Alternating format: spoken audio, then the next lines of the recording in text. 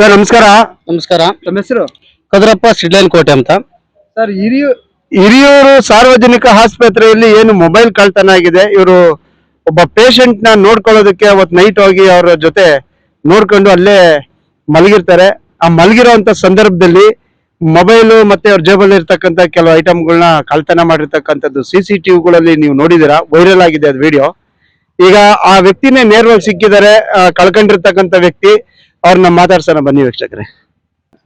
ನಾವು ತುಮಕೂರಿಗೆ ನಮ್ಮ ಅಣ್ಣನ ಮನೆಯಲ್ಲಿ ಏನೋ ಕಾರ್ಯಕ್ರಮ ಇತ್ತು, ಹೋಗಿ ಬರ್ತಾ ಇದ್ವಿ. ನಮ್ಮ ಬ್ರದರ್ ಕೇರಳ್ಳಿ ರಘುನಾಥ್ ಅಂತಂದು ಅವ್ರು ಹುಷಾರಿಲ್ಲ ಅಂತ ಹೇಳಿದ್ರು, ಹಾಸ್ಪಿಟ್ಲ್ ಹತ್ರ ಬಾ ಅಂತ ಹೇಳಿದ್ರು. ಬಂದ್ವಿ. ಬಂದ ತಕ್ಷಣ ಹಾಸ್ಪಿಟ್ಲಿಗೆ ತೋರಿಸಿ ಇಲ್ಲೇ ಒಂದ್ ನೈಟ್ ಇರೋಣ ಅಂತಂದ್ರು. ಆಯ್ತು ಇರೋಣ ಅಂದ್ವಿ. ಅವ್ರಿಗೆ ಊಟ ತಂದ್ಕೊಟ್ಟು ಮಾತ್ರೆ ಎಲ್ಲ ತಂದ್ಕೊಟ್ವಿ. ಕೊಟ್ಟಾದ್ಮೇಲೆ ನಾವು ಊಟ ಮಾಡಿ ಮಲಿಕೊಂಡ್ವಿ.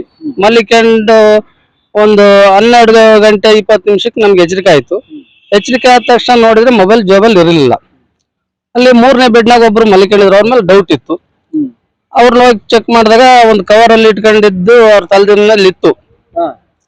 ಅವ್ರನ್ನ ಕೇಳಿದ್ರೆ ನಾವು ತಗೊಂಡಿಲ್ಲ ಅಂತಂದೇಳಿ. ವ್ಯಕ್ತಿ ನಿಮ್ಮ ಹತ್ರ ತಗೊಂಡೋಗಿ ಆ ಕಡೆ ಮಲ್ಕಣ ದೃಶ್ಯ ಮಾತ್ರ ಕಾಣ್ತಾ ಇದೆ. ನಂತರ ಏನಾಯ್ತು ಗೊತ್ತಾಗ್ತಾ ಇಲ್ಲ. ಅದಾದ ನಂತರ ಏನಾಯ್ತು ಗೊತ್ತಾಗ್ತಾ ಇಲ್ಲ. ಅವ್ರನ್ನ ಕೇಳಿದ್ರೆ ನಾವು ತಗೊಂಡಿಲ್ಲ ಅಂದ್ರು. ಆಯ್ತು ಇಲ್ಲೇ ನಮ್ ಜೊತೆ ಮಲಿಕೆ ಬೆಳಿಗ್ಗೆ CC ಕ್ಯಾಮೆರಾ ಓಪನ್ ಮಾಡಿಸಿದಾಗ ಗೊತ್ತಾಗುತ್ತಂತ ಹೇಳಿದ್ವಿ. ಆ ವ್ಯಕ್ತಿ ಮಲಿಕೊಂಡಿದ್ದು ಮತ್ತೆ ಯಾವಾಗ ಎದ್ದು ಗೊತ್ತಿಲ್ಲ. ಮಾರನೇ ದಿನ ಬೆಳಗ್ಗೆ ಎದ್ದು 7:30ಗೆ ಹೋಗಿ ನೋಡಿದ್ರೆ ಎಲ್ಲೂ ಇರ್ಲಿಲ್ಲ ಅವನು. ಮತ್ತೆ ಈ ಕಡೆ KSRTC ಬಸ್ ಸ್ಟ್ಯಾಂಡ್ ಅವ್ರನ್ನಲ್ಲೇ ಇರಕ್ಕೆ ಹೇಳಿದ್ವಿ. ಇಲ್ಲೇ ಇರೋ CC ಕ್ಯಾಮೆರಾ ಓಪನ್ ಆಗೋವರೆಗೂ ಹೋಗ್ಬೇಡ ಅಂತಂದು ಎಷ್ಟು ಹೇಳಿದ್ವಿ. ಅಲ್ಲೇ ಒಬ್ರು ಸಿಬ್ಬಂದಿನೂ ಹೇಳಿದ್ರು, ನಾನು ಆಮೇಲೆ ಪೇಷಂಟ್ ರಗಣ್ಣ ಅವರು ಹೇಳಿದ್ರು, ಇರು ಹೋಗ್ಬೇಡಪ್ಪ, ನಿನ್ ಮೇಲೆ ಡೌಟ್ ಐತೆ, ಇರು ಹೋಗ್ಬೇಡ ಅಂತ ಹೇಳಿದ್ವಿ. ಹೇಳಿದ್ರು ಆಯ್ತು ಅಂತಂದು ಮಲಿಕೊಂಡನು. ನಾವು ನಿದ್ದೆ ಮಲಿಕೊಂಡಾಗ ಅವನು ಎದ್ದು ಹೋಗಿದ್ದಾನೆ. ಎಲ್ಲಿ ಹೋದ ಏನಾದ ಅಂತ ಗೊತ್ತಿಲ್ಲ, ಎದ್ದು ಹೋದ. ಮತ್ ಬೆಳಿಗ್ಗೆ ಹೋಗ್ಬಿಟ್ಟು ಸೀದಾ ನೋಡೋಣ ಎಲ್ಲ ಬಸ್ ಸ್ಟ್ಯಾಂಡ್ ಅಲ್ಲಿ ಇರ್ತಾನೆ ಅಂತಂದು ಹೇಳ್ಬಿಟ್ಟು ಹೋಗಿ ಬಸ್ ಸ್ಟ್ಯಾಂಡ್ ಆಗಿ ನೋಡಿದ್ವಿ. ಅಲ್ಲೊಂದು ಬಾರ್ ಹತ್ರ ಕುಡ್ದು ಮಾತಾಡ್ತಿದ್ದ. ತಕ್ಷಣ 10 ಗಂಟೆಗೆ CC ಕ್ಯಾಮ್ರಾ ಓಪನ್ ಮಾಡಿಸಿದ್ವಿ. ಅವರು CC ಕ್ಯಾಮ್ರಾ ಹಂಗೆಲ್ಲ ಮಾಡಕ್ ಬರಲ್ಲ ಅಂದ್ರು. ಇಲ್ಲ ಸರ್ ಆಗಿದೆ ಹಾಸ್ಪಿಟ್ಲ್ ಒಳಗಡೆ. ನಾವು ಇಲ್ಲ ಹಿಂದೆ ಒಂದು 4-5 ವರ್ಷದ ಮುಂಚೆ ಒಂದು ಹಂಗೆ ಮೊಬೈಲ್ ಹೋಗಿತ್ತು. ಅವಾಗ CC ಕ್ಯಾಮ್ರಾ ರನ್ನಿಂಗ್ ಇಲ್ಲ ಅಂತ ಹೇಳಿದ್ರು. ಇಲ್ಲ ಈ ಸರಿ ತೆಗಿಲೇಬೇಕು ಅಂದಾಗ ಅವಾಗ ಓಪನ್ ಮಾಡಿದ್ರು. ಆ CC ಕ್ಯಾಮ್ರಾದಲ್ಲಿ ಕ್ಲೀನ್ ಆಗಿ ರೆಕಾರ್ಡ್ ಆಗಿದೆ. ಅದನ್ನ ವಿಡಿಯೋ ಮಾಡ್ಕೊಂಡು ತಗೊಂಡೋಗಿ ಸ್ಟೇಷನ್ ಕೊಟ್ಟಿದ್ವಿ. ಅವ್ರು ಇನ್ನೂ ಪತ್ತೆ ಮಾಡಿಲ್ಲ, ಮಾಡ್ತೀವಿ ಅಂತ ಹೇಳಿದ್ದಾರೆ. ಈಗ ವ್ಯಕ್ತಿ ನೋಡಿದಿರ, ನಿಮಗೆ ಪರಿಚಯ ಇದ್ದಾನೆ ಆತ ನಿಮ್ಮ ಹತ್ರ ಬಂದು ಜೇಬಲ್ ತಗೊಂಡೋಗೋದು ವೈರಲ್ ಆಗಿದೆ ವಿಡಿಯೋ. ಅದನ್ನ ನಾವು ನೋಡಿದಾಗ ನಿಮಗೆ ಆತ ಪರಿಚಯ ಇದ್ದಾನೆ? ಪರಿಚಯ ಇದ್ದ, ನಮಗೂ ಪರಿಚಯ ಇದ್ದ, ರಗಣ್ಣವ್ರಿಗೂ ಪರಿಚಯ ಇದ್ದಾನೆ. ಈ ಕೆಲಸ ಮಾಡಿದ್ದಾನೆ. ಮೊಬೈಲ್ ಕಂಪ್ಲೀಟ್ ಹೊಡೆದಿರೋದು ಆತನೇ. ಏನೇನಿತ್ತು ಇದ್ರ ನಿಮ್ಮಲ್ಲಿ ತಗೊಂಡೋದ್ರಲ್ಲ? ಒಂದು ಕರೆ ಕವರ್ ನಲ್ಲಿ ಇಟ್ಟಿದ್ದೆ. ಕರೆ ಕವರ್ ನಲ್ಲಿ ಜೋಬಲ್ಲಿ ಇಟ್ಕೊಂಡು ಲುಂಗಿ ಹಾಕೊಂಡು ಮಲ್ಕೊಂಡಿದ್ ನಾವು ರೈತರು. ಅಲ್ಲ ಲುಂಗಿ ಮಲ್ಕೊಂಡಾಗ ನಿದ್ದೆಗಣ್ಣಾಗ ಲುಂಗಿ ಸ್ವಲ್ಪ ಮೇಲೆ ಹೋಗಿದೆ. ಕರೆ ಕವರ್ ಎತ್ಕೊಂಡು ಹೋಗ್ತಿರೋಂತ ದೃಶ್ಯ ಕ್ಲೀನ್ ಆಗಿ ರೆಕಾರ್ಡ್ ಆಗಿದೆ. ಅದ್ರಾಗ ಹೋಗಿ 4ನೇ ಬೆಡ್ನಾಗ ಮಲಗ್ತಾನೆ. ಹಿಂದ್ಗಡೆ ಜೋಬಾಗ ಇಟ್ಕೊಂಡು ಹೋಗೋದು ಕ್ಲೀನ್ ಆಗಿ ರೆಕಾರ್ಡ್ ಆಗಿದೆ. ಅಲ್ಲಿ ಹೋಗಿ ಮಲಗ್ತಾನೆ. ಮಲಗಿದೆ ಒಂದು 20 ನಿಮಿಷಕ್ಕೆ 11:58ರಿಂದ 59 ಈ ಕೆಲಸ ಆಗೈತೆ. 12:20 ನಮ್ಗೆ ಎಚ್ಚರಿಕೆ ಆಯ್ತು.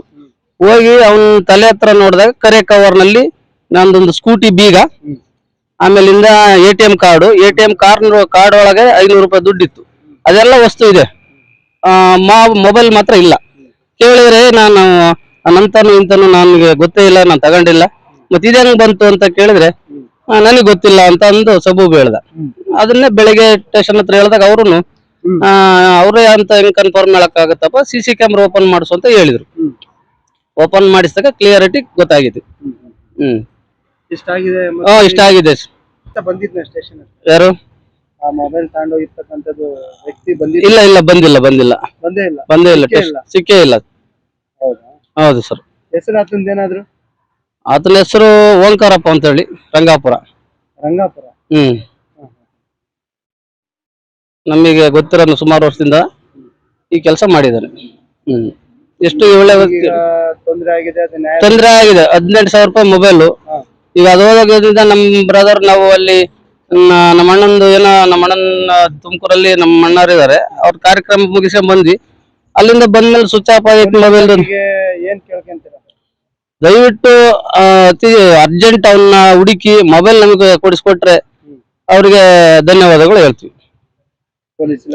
ಪೊಲೀಸ್ ಇಲಾಖೆಗೆ ಶೀಘ್ರದಲ್ಲಿ ನಮ್ಗೆ ಅರ್ಜೆಂಟ್ ಬಹಳ ತೊಂದರೆ ಆಗೈತೆ. ಮೊಬೈಲ್ ಇಲ್ದಿರ ಎಲ್ಲ ಒಂದ್ ಮೊಬೈಲ್ ನಂಬರ್ಗಳು ಅದರಲ್ಲೇ ಇತ್ತು, ಬಿಟ್ರೆ ಬೇರೆ ಮೊಬೈಲ್ ಇಲ್ಲ ನಮ್ಮ ಹತ್ರ. ವೀಕ್ಷಕರೇ, ನಿನ್ನೆ ಹಿರಿಯೂರು ಸಾರ್ವಜನಿಕ ಹಾಸ್ಪಿಟಲ್ ಅಲ್ಲಿ ನಡೆದಿರ್ತಕ್ಕಂತ ಒಂದು ಮೊಬೈಲ್ ಕಳ್ಳತನದ ದೃಶ್ಯ. ನೊಂದಿರ್ತಕ್ಕಂತ ವ್ಯಕ್ತಿ, ಕಳ್ಕೊಂಡಿರ್ತಕ್ಕಂತ ವ್ಯಕ್ತಿ ಇದುವರೆಗೂ ತಮ್ಗೆ ಮಾತಾಡಿ ಎಲ್ಲ ಮಾಹಿತಿನ ತಿಳಿಸಿದ್ದಾರೆ. ನಮ್ದು ಮೊಬೈಲ್ ಕಳವಾಗೋದಕ್ಕಿಂತ ಇನ್ನ 2 ದಿನ 3 ದಿನ ಇಂಚೆ 3 ಮೊಬೈಲ್ ಒಂದೇ ದಿನ ಹೋಗಿದಾವಂತೆ. ಅಲ್ಲಿ ಹಾಸ್ಪಿಟಲ್ ಒಳಗೆ ಸಾರ್ವಜನಿಕ ಕೆಲವರು ಹೇಳಿದ್ದು ಮಾತಿದು, 3 ಮೊಬೈಲ್ ಒಂದೇ ದಿನ ಹೋಗಿದಾವೆ ಮೇಲ್ಗಡೆ ವಾರ್ಡಲ್ಲಿ ಅಂತ ಹೇಳಿದ್ರು. ಈ ವಿಚಾರನು ಅಲ್ಲಿ ಅವತ್ತು ಬೇರೆಯವರು ಅವರು ಅಕ್ಕಪಕ್ಕ ಮಲಗಿರತ್ತೆ. ಸೇಫ್ಟಿ ಇಲ್ಲ ಅಂತ ಅರ್ಥ. ಸೇಫ್ಟಿ ಇಲ್ಲ, ಹೌದು ಸರ್, ಸೇಫ್ಟಿ ಇಲ್ಲ. ಹಾಸ್ಪಿಟಲ್ ಸೇಫ್ಟಿ ಇಲ್ಲ. ಮಲಗಿರ್ತಕ್ಕಂತ ಏನು ರೋಗಿ ನೋಡ್ಕೊಂಡು ನೋಡಕ್ ಬಂದಿರತಕ್ಕಂತ ವ್ಯಕ್ತಿಗಳು ಏನಾದ್ರೂ ವಸ್ತುಗಳು ಇಟ್ಕೊಂಡು ಮಲಗಿದ್ರೆ ಸೇಫ್ಟಿ ಇಲ್ಲ ಅಂತ ಹೇಳ್ತಿದ್ದಾರೆ. ಇದನ್ನ ಸಿಬ್ಬಂದಿಗಳು ಕೂಡ ಒಂದ್ ಸ್ವಲ್ಪ ಗಮನ ಹರಿಸ್ಬೇಕು. ಅಲ್ಲಿ ಏನು ಹಾಸ್ಪಿಟಲ್ ಇರ್ತಕ್ಕಂತ ಆಡಳಿತ ಆಯ್ತು, ಅಲ್ಲಿರ್ತಕ್ಕಂಥ ಸಿಬ್ಬಂದಿಗಳಾಯ್ತು, ಪೇಷಂಟ್ಗಳು ನೋಡ್ಕೊಂತಾರೆ, ನೋ ಪ್ರಾಬ್ಲಮ್. ಬಟ್ ಈಗ ಈ ರೀತಿ ನಿದ್ದೆಯಲ್ಲಿರ್ತಕ್ಕಂಥ ಯಾವ್ದೇ ಪೇಷಂಟ್ಗೆ ಆಯ್ತು ಈ ರೀತಿ ತೊಂದರೆ ಆದ್ರೆ ಅದನ್ನ ಬಗೆಹರಿಸಂತದ್ದು ಯಾರು?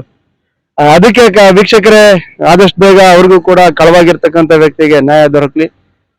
ಇನ್ ಮುಂದೆ ಆ ರೀತಿ ಆಗೋದ್ ಬೇಡ. ಯಾಕಂದ್ರೆ ಮಸ್ತ್ ಜನ ತುಂಬಾ ತೊಂದರೆಗಿರೋರು, ಬಡವರು, ಅನಕ್ಷರಸ್ಥರು ಬಂದು ಅಲ್ಲಿ ಟ್ರೀಟ್ಮೆಂಟ್ ತಗೊಳಕ್ ಬರ್ತಾರೆ.